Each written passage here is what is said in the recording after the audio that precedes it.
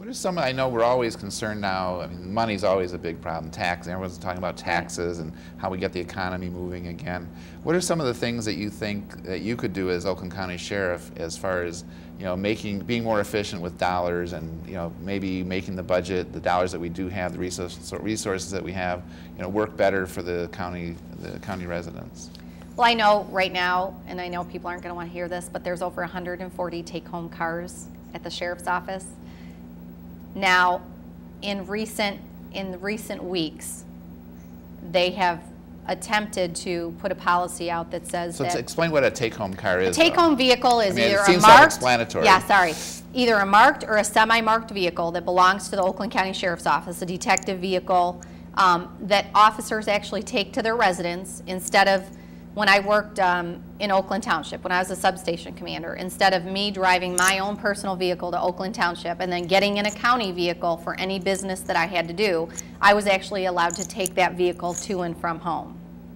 As an investigator, one of the things that we were allowed to do is take that vehicle anywhere that we were, because you're always on call. Now, I know that this current administration recently has said, okay, some people are not going to be taking their vehicles home anymore. However, there's ways around it. Instead of an officer who, let's say, works down in Pontiac, okay, and instead of him driving his car from, let's say, Brandon to Pontiac, they're going to let that investigator drive his car to the Brandon substation. So really, they're still driving their vehicle, but not as much. See what I'm saying? Yeah, so they're going to drive to Brandon and drop their car off instead of their actual duty station is in Pontiac. They should be driving to Pontiac and picking up the vehicle. Okay, so that's the change. So one of the first things, and I know that this current union has been looking at that also. I mean, I just talked to the undersheriff from Midland County last week.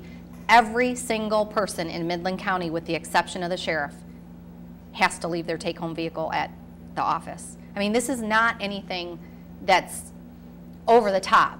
This is what a lot of law enforcement agencies are doing because gas is so expensive, resources are so expensive. You know, every extra mile that you drive that vehicle, there's a chance that that vehicle could get in a collision, and there you go. Now we're starting to pay, you know, to repair. I mean, it happens. You're in rush hour traffic, you get some, I mean, it's just the chances, you know, police officers get in accidents and everybody says, oh my gosh, you've been in so many accidents. When you get in a car and you drive 8 hours a day, the chance that you're in an accident, it heightens because you're in a vehicle more. So the longer and more you're in a vehicle, but besides that, we have deputies that work at the jail that when they get to the jail and let's say we have a hospital watch going on, these are officers that actually have to drive their own personal vehicle to the hospital to go to a work location, and they really shouldn't be because there's no vehicles available. So I really think that's a start, you know, many other ways, but I think that would be one of the first things I would look at. Good fiscal responsibility.